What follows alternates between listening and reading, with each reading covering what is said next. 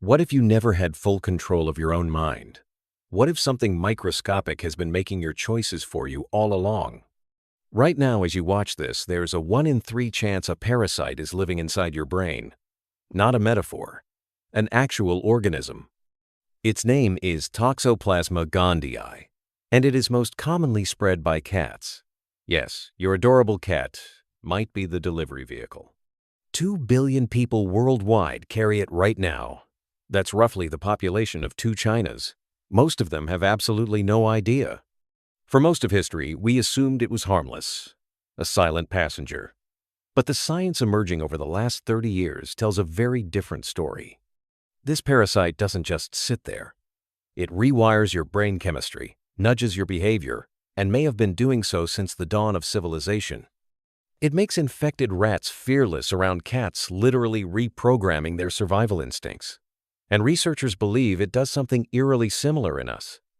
We're talking about risk-taking, impulsivity, even how you feel about the smell of cat urine.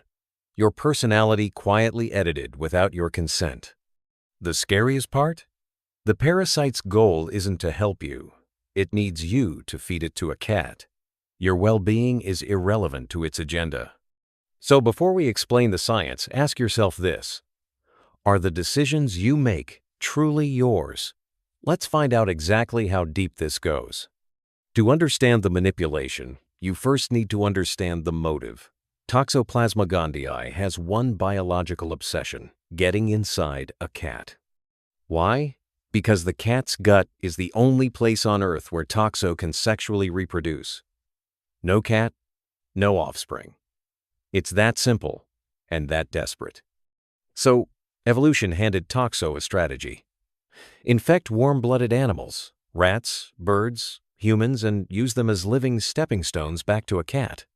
The parasite spreads through oocysts, microscopic eggs shed in cat feces, touch contaminated soil, eat unwashed food, and those eggs slip right into your bloodstream.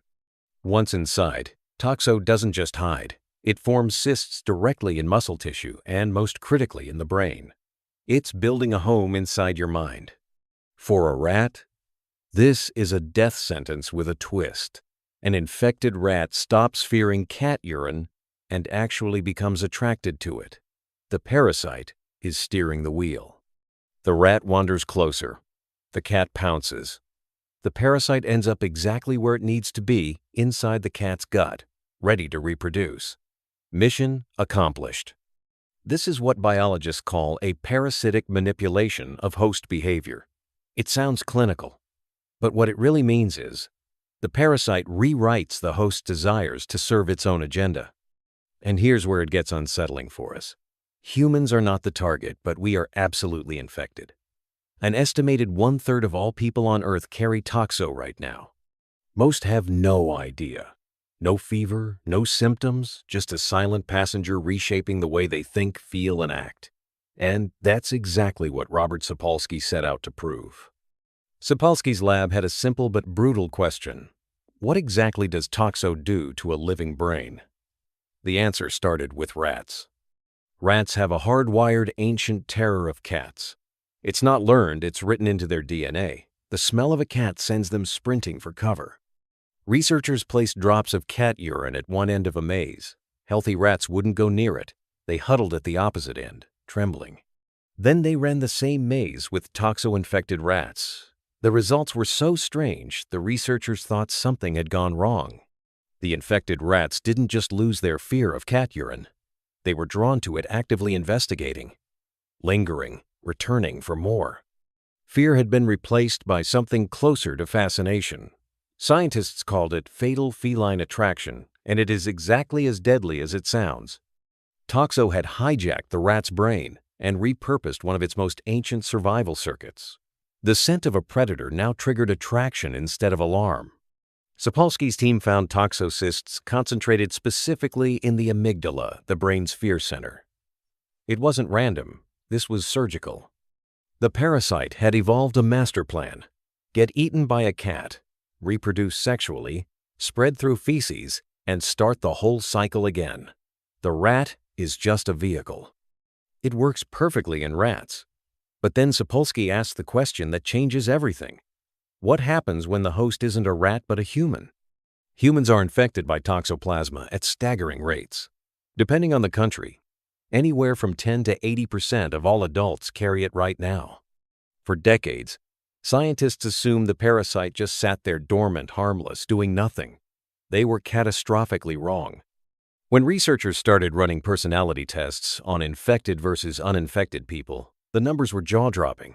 Infected individuals consistently scored higher on impulsivity and risk-taking. One of the most striking findings came from traffic data. Infected people are statistically more likely to be involved in car accidents. Some studies show up to 2.6 times the risk. This wasn't just bad luck. Infected drivers showed measurably slower reaction times and a higher tolerance for dangerous situations, classic signs of altered brain chemistry. Robert Sapolsky and other researchers found that infected men and women changed in interestingly different ways. Men became more suspicious, introverted, and rule-breaking. Women became more outgoing and warm. The parasite appears to be tuning human personality differently in each sex, almost like it's adjusting the dials on a mixing board inside your head. Then the entrepreneur data landed, and things got truly strange. Studies found that people with Toxoplasma are significantly more likely to start their own businesses and take major financial risks. One large study of over 1,500 people found that infected business students were 1.4 times more likely to have started a company. The parasite may literally be nudging humans toward bold economic behavior. Even at the national level, countries with higher Toxoplasma infection rates showed higher rates of entrepreneurship. The correlation was surprisingly strong. Sapolsky was careful to note, correlation isn't causation. But the pattern kept showing up study after study in country after country. The mechanism likely traces back to dopamine again. Toxoplasma boosts dopamine in specific brain regions, and dopamine is the chemical engine behind thrill-seeking, reward, and taking the leap. A parasite too small to see without a microscope has quietly been nudging human decisions in our cars, our offices, our economies, possibly for thousands of years. And most of us have no idea it's there. So, how does it actually do it? The secret is in your brain chemistry, specifically dopamine. Toxoplasma gondii carries genes that let it produce an enzyme called tyrosine hydroxylase, the very same enzyme your brain uses to manufacture dopamine. A single-celled organism with no brain of its own is literally manufacturing your reward chemical. Let that sink in. But dopamine isn't the whole story. Toxo also disrupts testosterone and stress hormones, rewiring both the fear response and risk appetite at the same time. This is where Robert Sapolsky comes in. The Stanford neuroscientist spent years studying Toxo and came to a jaw-dropping conclusion. Sapolsky said the parasite knows more neurobiology than we do. It targets the exact brain circuits that control fear, attraction, and reward with surgical precision. The amygdala, your brain's alarm system, is one of Toxo's favorite targets. Infect it, and suddenly danger doesn't feel dangerous anymore. And here's the deeply unsettling part. Toxo doesn't just dull fear in rats, it rewires the amygdala so that cat odor triggers arousal instead of terror. The parasite has essentially hacked the most ancient survival instinct in the animal brain, and it uses the same emotional hardware in humans. Which raises the question you probably don't want to ask. When you make a bold decision or feel a rush of confidence, how much of that is really you? Now scale that up. 1 in 3 people on Earth carry Toxoplasma right now. That's roughly 3 billion walking hosts.